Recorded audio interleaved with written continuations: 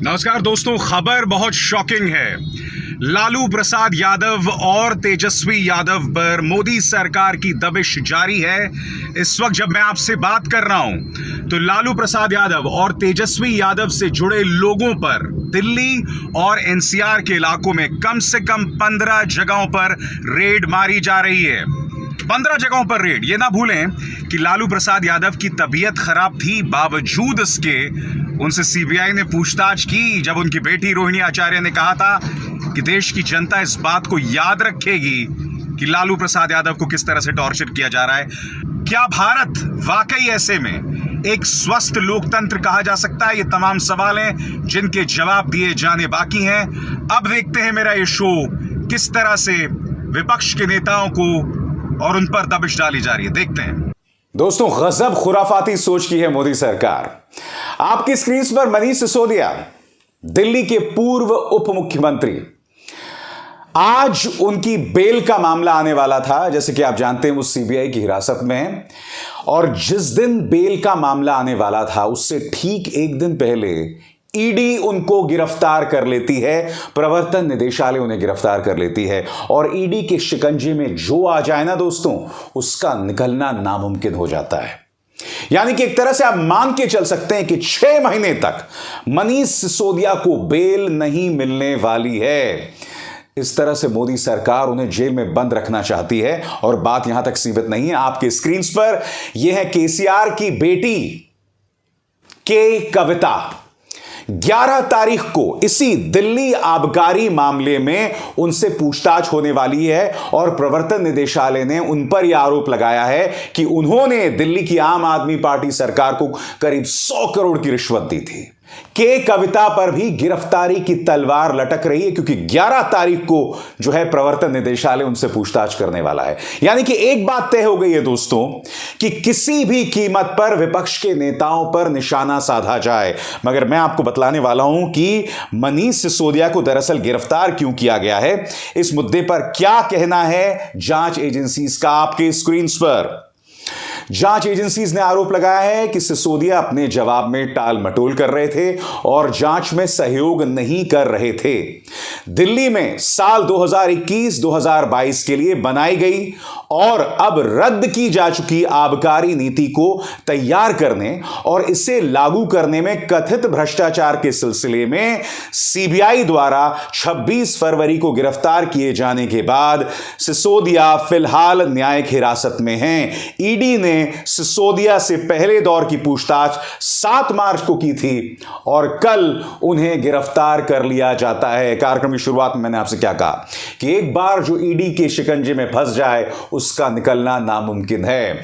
कुछ चेहरों पर गौर कीजिए दोस्तों। सत्येंद्र जैन, संजय राउत, अनिल देशमुख, छगन भुजबल और अब मनीष सिसोदिया। सत्येंद्र जैन दोस्तों, पिछले 9 महीने से इनको बेल नहीं मिली है। दूसरा चेहरा संजय राउत, करीब 101 दिनों बाद उन्हें बेल मिली। अनिल देशमुख, 13 महीने बाद बेल मिली। छगन भुजबल, 2 साल बाद बेल मिली। ये तमाम चेहरे हैं दोस्तों जो जीती जागती मिसालें इस बात की कि किस तरह से प्रवर्तन निदेशालय किसी के पीछे पड़ जाए तो उसका निकलना नामुमकिन हो जाता है।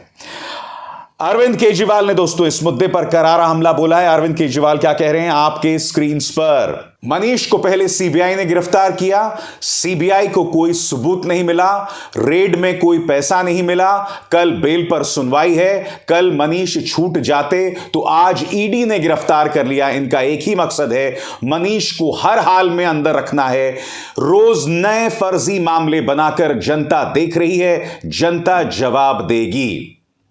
दोस्तों यही बात आम आदमी पार्टी के सांसद संजय सिंह कह रहे हैं। उनका कहना है कि मनीष सिसोदिया के खिलाफ कोई सबूत नहीं है। मोदी का मकसद केजरीवाल आम आदमी पार्टी को बदनाम करना है।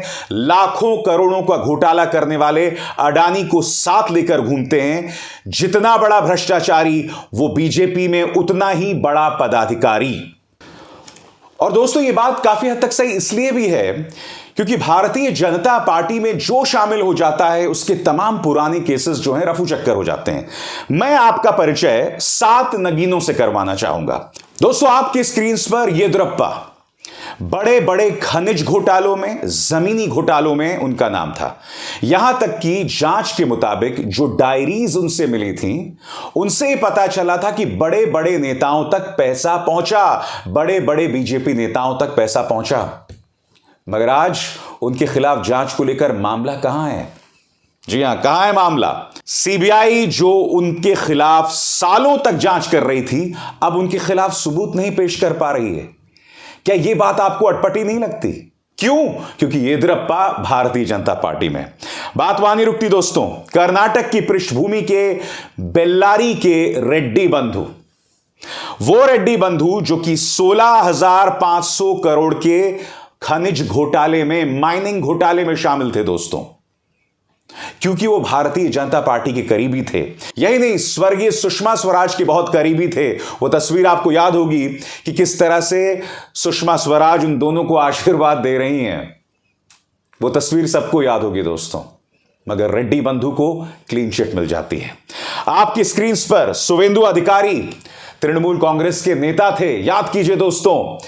तमाम किस्म के आरोप इन पर लग रहे थे, मगर फिर जैसे ही भारतीय जनता पार्टी में शामिल होते हैं, मामले रफू चक्कर हो जाते हैं। आपके स्क्रीन पर हेमंत बिस्व शर्मा, भारतीय जनता पार्टी ने जब ये कांग्रेस में हुआ करते थे, इनके खिलाफ पूरी एक बुकलेट निकाली थी। इनके घोटालों पर क्या हुआ? घोटाले रफू चक्कर, जांच रफू चक्कर। आज ये असम के मुख्यमंत्री हैं। आपके स्क्रीन पर नारायण राणे, इन्हें भारतीय जनता पार्टी ने राज्यसभा में भेजा। मनी लॉन्ड्रिंग का आरोप था दोस्तों। मामला कहां गया? रफू चक्कर। आपकी स्क्रीन पर शिवराज सिंह चौहान, व्यापम घोटाले में इनका नाम था। मामला कहां तक पहुंचा? जांच कहां तक पहुंची? कितनी गंभीरता से जांच हुई? सब जानते हैं दोस्तों। मामला रफू चक्कर। मुकुल रॉय, नारदा घोटाला, शारदा चिट स्कैम, इन तमाम मामलों में इनका नाम था। बीजेपी में शामिल होते हैं, मामले रफू चक्कर हो जाते हैं। मगर हां, ये और समझदार होते हैं। ये क्या होते हैं? जैसे ही मामले रफू चक्कर हो जाते हैं, वो वापस टीएमसी में आ जाते हैं। ये नाम है दोस्तों, और ये इस बात को प्रमाणित करता है कि ये जो भारतीय जनता पार्टी के नगीने हैं, इन पर कभी कोई कार्रवाई नहीं होगी। और ऐसे ढेरों नाम हैं। ये तो मैंने आपको सिर्फ चंद मिसालें दी हैं, हाई प्रोफाइल मामले आपके सामने रखे हैं। ऐसे ढेरों मामले हैं जहां जिन लोगों पर गंभीर आरोप थे, बड़े बड़े नेताओं पर गंभीर आरोप थे, मगर जांच को रोक दिया। दबिश किस पर डाली जा रही है? मनीष सिसोदिया पर, सत्येंद्र जैन पर, के कविता जो कि केसीआर की बेटी हैं, देशमुख पर, नवाब मलिक पर, संजय राउत पर, इन तमाम लोगों पर दबिश डाली जा रही है, जो अपने आप में यह बतलाता है कि इस देश की न्यायिक प्रक्रिया कितनी ढीली है, कितनी वाहियात है, और पूरी तरह से पक्षपाती है भारतीय जनता पार्टी के पक्ष में। ऐसे में भ्रष्टाचार को लेकर भारतीय जनता पार्टी जिस साफ छवि का दावा करती है, क्या उस पर विश्वास किया जा सकता है? क्या वो अपने इन नेताओं के खिलाफ कोई कार्रवाई करेगी? कभी नहीं करेगी दोस्तों। मगर आप लोगों के जहन में सवाल होगा कि आखिर भारतीय जनता पार्टी ऐसा क्यों कर रही है? यकीनन पहली और साफ वजह यह है कि क्षेत्रीय दल, जितने भी क्षेत्रीय दल हैं या राष्ट्रीय तौर पर जितने भी विकल्प हैं, सबको भ्रष्टाचार के नाम पर बदनाम कर दो। क्योंकि आप जानते हैं नेशनल हेराल्ड केस, उस मुद्दे को लेकर भी ईडी ने सोनिया गांधी और राहुल गांधी से पूछताछ की थी। राहुल गांधी से तो शायद 50-50, 60-60 घंटे तक पूछताछ की थी। यानी कि करीब 5 घंटे बुलाया गया था, उनको बिठाया गया था और उनसे पूछताछ की गई थी। सोनिया गांधी खराब स्वास्थ्य के चलते भी उन्हें बुलाया गया था। उसी तरह से सीबीआई ने नए सिरे से लालू प्रसाद यादव, जिनकी तबीयत खराब है, और राबड़ी देवी पर दबिश डालना शुरू कर दिया है। केसीआर पर पहले से दबाव है, आम आदमी पार्टी पर दबाव, उद्धव ठाकरे की जो शिवसेना है उनके नेताओं पर निशाना साधा जा रहा है, महाराष्ट्र में जो क्षेत्रीय क्षत्रप हैं, बड़े बड़े नेता हैं, उन पर दबाव डाला जा रहा है। मकसद क्या है दोस्तों? मकसद यह है कि जैसे जैसे लोकसभा का चुनाव आए, तमाम जो विपक्ष के नेता हैं उन्हें अन्य मामलों में, अलग अलग मामलों में उलझा कर रखा जाए। जनता में यह संदेश दिया जाए कि देखो, ये तमाम भ्रष्टाचारी नेता हैं, इन पर विश्वास नहीं किया जा सकता और जांच एजेंसीज इसी तरह से इन नेताओं को उलझा कर रखे। मुझे ताज्जुब नहीं होगा दोस्तों कि जैसे जैसे लोकसभा का चुनाव करीब आएगा वैसे विपक्ष के किसी बड़े नेता की गिरफ्तारी भी हो सकती है। आपको हैरत में नहीं आना चाहिए, और याद कीजिएगा मैं यहां कह रहा हूं इस बात को, आपको हैरत में नहीं आना चाहिए कि जनवरी फरवरी के आसपास राहुल गांधी पर कोई बड़ा एक्शन हो जाए। जी हां, मैं जानता हूं मैं बहुत बड़ी बात कर रहा हूं, बहुत बड़ा दावा कर रहा हूं, मगर यकीनन दोस्तों ये हो सकता है क्योंकि भारतीय जनता पार्टी को लगता है कि जो उनका कट्टर वोट बैंक है, जो उनके अंधभक्त हैं, उन्हें खुश करने के लिए बहुत जरूरी हो जाता है कि किसी तरह से बड़े बड़े विपक्ष के नेताओं के खिलाफ एक्शन लिया जाए। जो पिछले कुछ अरसे से, जब से राहुल गांधी कैम्ब्रिज और लंदन में हैं, उन पर जो हमला हो रहा है ना, वो इस बात का प्रमाण है कि राहुल गांधी हूं, अरविंद केजरीवाल हूं, अखिलेश यादव हूं, केसीआर हूं, ये तमाम नेताओं को किसी ना किसी तरीके से उलझा कर रखा जाए, उन पर हमला किया जाए। और जैसे मैंने कहा ना, ये महज शुरुआत है, अभी तो आगे आगे देखिए होता क्या। अगले 1 साल में बहुत से खेल करने वाली है मोदी सरकार। अभिसार शर्मा को दीजिए इजाजत। नमस्कार।